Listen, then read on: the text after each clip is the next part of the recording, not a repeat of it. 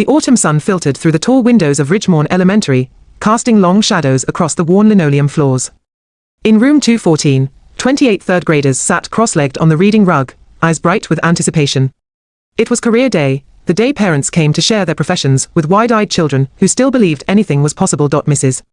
Patricia Thornwood stood at the front of the classroom, her arms crossed, her expression one of practiced patience worn thin by 3 decades of teaching. She was the kind of educator who had long ago stopped seeing wonder in children's eyes and instead saw only the disruptions to her carefully ordered schedule. "Settle down, class," she said, her voice cutting through the excited chatter. "We have several parents visiting today, so I expect your best behavior." Near the back of the rug sat Maya Chen, a slight girl with her mother's delicate features and her father's determined jaw. Her dark hair was pulled into 2 neat braids, and she clutched a photograph against her chest like a talisman. While other children squirmed and whispered, Maya sat perfectly still, her heart hammering with anticipation. The first parent to present was Mr. Rodriguez, a firefighter, whose uniform gleamed with polished badges. The children oohed and ahed as he demonstrated his gear. Next came Mrs. Patterson, a veterinarian who brought pictures of puppies that made everyone coo with delight. Then Mr. Okonkwo, a chef who passed around samples of his famous cookies. After each presentation, Mrs. Thornwood asked if anyone's parents did similar work. Hands shot up enthusiastically, children eager to connect their own families to the exciting careers on display. Finally, Mrs. Thornwood glanced at her clipboard. "Well, I believe that's everyone scheduled for today." Maya's hand shot into the air, her photograph still clutched in the other hand. Mrs. Thornwood's eyes narrowed slightly. "Yes, Maya. My dad couldn't come today because he's working on a really important project," Maya said, her voice clear despite her nervousness. "But I brought a picture. He's an architect, and he's designing the new children's museum downtown, the one with the glass dome that looks like a spaceship." A ripple of interest passed through the class. Several children had seen the construction site, with its dramatic steel framework rising above the city skyline. Mrs. Thornwood's lips pressed into a thin line. "Is that so?" "Yes." Maya's face lit up. "He showed me all the blueprints. There's going to be a planetarium inside the dome, and rooms that look like you're walking through different planets, and Maya," Mrs. Thornwood interrupted, her voice dripping with skepticism. "That's quite a story. But I happen to know that the Children's Museum project is being designed by Chen and Associates, one of the most prestigious architectural firms in the state. The lead architect is someone quite important." Maya nodded eagerly. "Yes. That's my dad, David Chen. He's the lead architect. He even let me help pick out some of the colors for the children's areas. I told him they should have more purple because, enough," Mrs. Thornwood said sharply. Several children flinched at her tone. "Maya, I will not tolerate dishonesty in my classroom. There is a difference between being proud of your parent and fabricating elaborate stories for attention." Maya's face went pale. "But I'm not, young lady. I have been teaching for 30 years. Do you know how many children I've had who claimed their parents were astronauts, or movie stars, or professional athletes? Children your age often have active imaginations." She said the last words as if they were something distasteful. "But it's true." Maya's voice rose, tears pricking at her eyes. "I can prove it. I have the picture," and he gave me one of his business cards, and Mrs. Thornwood walked over and plucked the photograph from Maya's trembling hands. It showed a man in a hard hat and safety vest standing in front of the massive steel framework of a building, one arm around a younger Maya, both of them grinning at the camera. "This could be anyone," Mrs. Thornwood said dismissively, holding the photo up briefly before setting it on her desk. "This could be a construction worker who let you take a picture. The lead architect of a multi-million-dollar project doesn't bring his young daughter to active construction sites." "But he did," Maya insisted, her voice cracking. "It was a special day when they had the topping out ceremony and they let families come, and Maya Chen, that is quite enough." Mrs. Thornwood's voice echoed off the walls. "I will not have you interrupting career day with these tall tales. You will sit quietly, or you will spend the rest of the day in the principal's office. Do you understand?" Maya's face crumpled. Tears spilled down her cheeks, as she nodded mutely and lowered herself to sit on the rug. Around her, some children stared with wide eyes, while others, sensing opportunity in someone else's misfortune, smirked and whispered. "Look at Maya," whispered Brandon Kim from 2 spots over. "She's a liar. My mom says some people make stuff up to sound important," added Sophia Martinez, just loud enough for Maya to hear. Mrs. Thornwood made no move to stop the whispers. Instead, she returned to the front of the classroom. "Let this be a lesson to all of you. Honesty is one of the most important values you will ever learn. When we make up stories to make ourselves seem more special, we lose something precious, our integrity." Maya buried her face in her hands, her small shoulders shaking. The photograph of her and her father still sat on Mrs. Thornwood's desk, face down now, as if even it should be ashamed. The rest of career day proceeded with a heavy atmosphere. Mrs. Thornwood called on a few more children whose parents did regular jobs: a grocery store manager, a bank teller, a postal worker. She seemed to approve of these humble professions, nodding with satisfaction, as if their ordinariness validated her worldview. When the lunch bell finally rang, the children scattered like startled birds.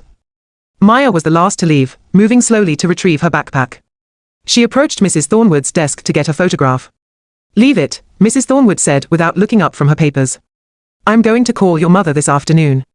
We need to discuss your behavior." "Please," Maya whispered. "It's the only picture I brought. My dad gave it to me." "Then perhaps this will teach you to be more truthful," Mrs. Thornwood replied coldly. "You may collect it at the end of the day." Maya walked to the cafeteria with her head down, ignoring the pointing and whispers that followed her. She sat alone at the end of a table, her lunch untouched, replaying the morning's humiliation over and over in her mind. That afternoon in class was torture. Every time Mrs. Thornwood called on Maya for an answer, her voice carried an edge of suspicion, as if even Maya's mathematical calculations, or reading comprehension, might be lies. During science, when Maya raised her hand to share that her father had once explained how architects use geometry to design buildings, Mrs. Thornwood simply said, "Let's stick to what we know for certain, shall we?" By the time the final bell rang, Maya had shrunk into herself, so completely she seemed half her normal size. She collected her photograph from Mrs. Thornwood's desk without a word and trudged toward the main entrance, where parents waited to collect their children. That's when she saw him. Her father stood just outside the main entrance, clearly visible through the glass doors. But he wasn't in his usual business casual attire. Instead, David Chen wore his full professional presentation gear, the outfit he reserved for major client meetings and award ceremonies. A perfectly tailored charcoal suit that cost more than some people's monthly rent. A crisp white shirt and a silk tie in architectural blueprint blue. And draped over one arm was his hard hat with the Chen and Associates logo prominently displayed. In his other hand, he carried a large black portfolio case, the kind that held architectural renderings and blueprints.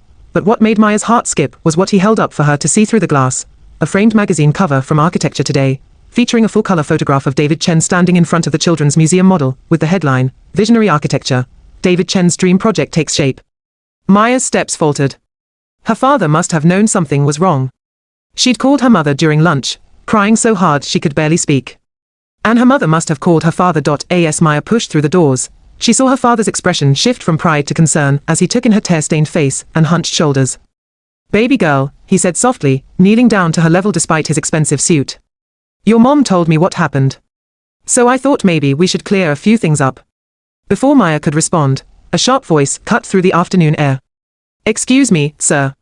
You can't solicit here. This is school property." Mrs. Thornwood had followed Maya outside, apparently intending to have a word with Maya's mother.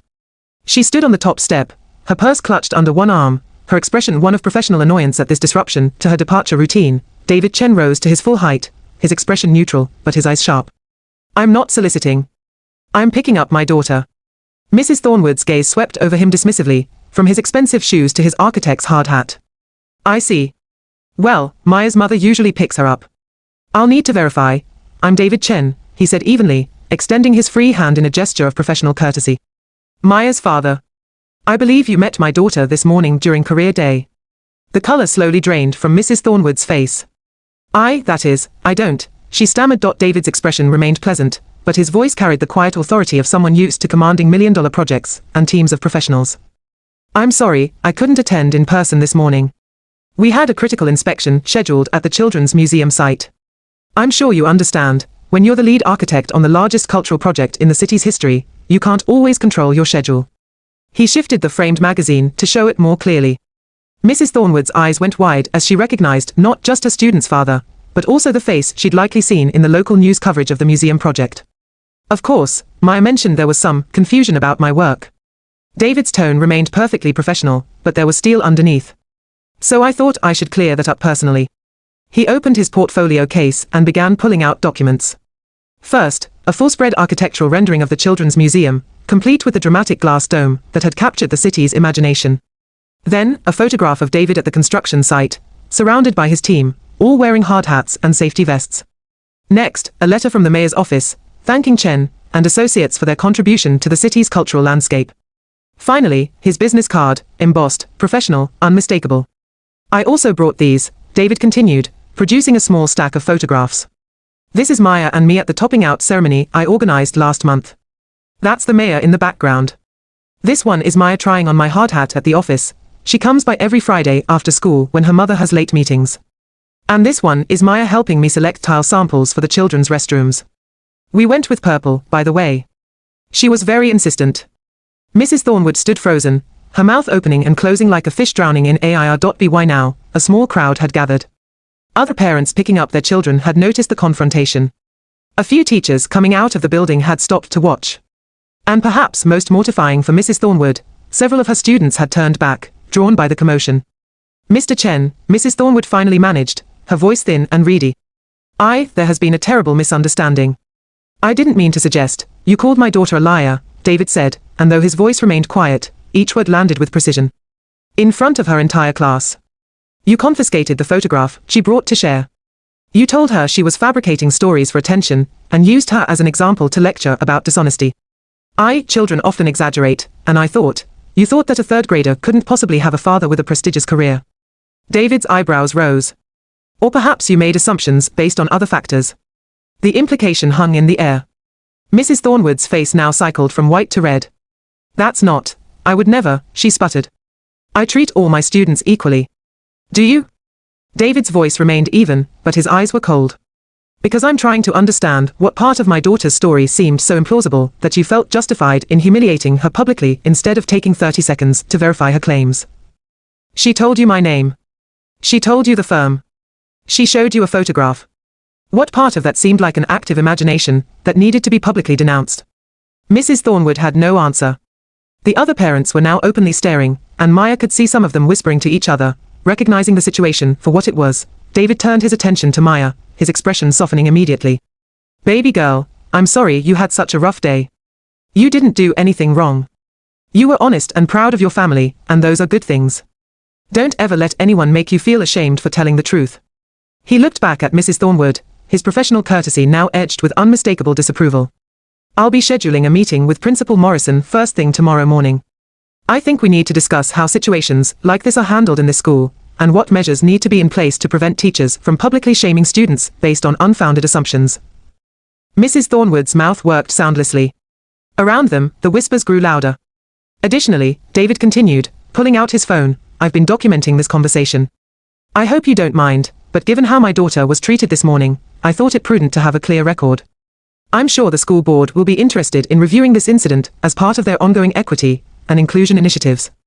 Mr. Chen, please, I'm sure we can resolve this. We will resolve it, David agreed. Through proper channels. With Principal Morrison, and if necessary, with Superintendent Wallace. My daughter deserves an apology, and this class deserves a lesson in how quickly we can hurt others with our assumptions. He offered his hand to Maya. Come on, sweetheart. Let's go home. Your mom's making your favorite dinner tonight, celebration dumplings, because she's proud of you for standing up for the truth even when it was hard. As they walked toward the parking lot, Maya looked back once. Mrs. Thornwood still stood on the steps, frozen in place, while other teachers approached her with concerned expressions. The parents who had witnessed the exchange were already pulling out their phones, likely to text other parents about what had just transpired. In the car, Maya finally spoke. Dad? Am I in trouble? David glanced at her in the rearview mirror, his expression gentle. Trouble? Baby girl, you're the opposite of in trouble. You told the truth, and when someone didn't believe you, you held your ground. That takes courage. But Mrs. Thornwood was so mad at me. Mrs. Thornwood was wrong, David said firmly. And sometimes, when adults are wrong, they get defensive instead of admitting their mistake. That's on her, not on you. The other kids were saying I was a liar. Kids repeat what they hear from adults they trust, David said. But tomorrow, when they hear what really happened, they'll know better. And you'll know something important, that you don't change who you are or hide your truth just because someone doesn't believe you. Maya was quiet for a moment, processing. Then, can I still come to the office on Friday? David smiled. Of course. We're picking out the light fixtures for the planetarium. I was thinking maybe you could help with that too. Can they be purple? Baby girl, at this point, if you want purple light fixtures in a planetarium, we're getting purple light fixtures.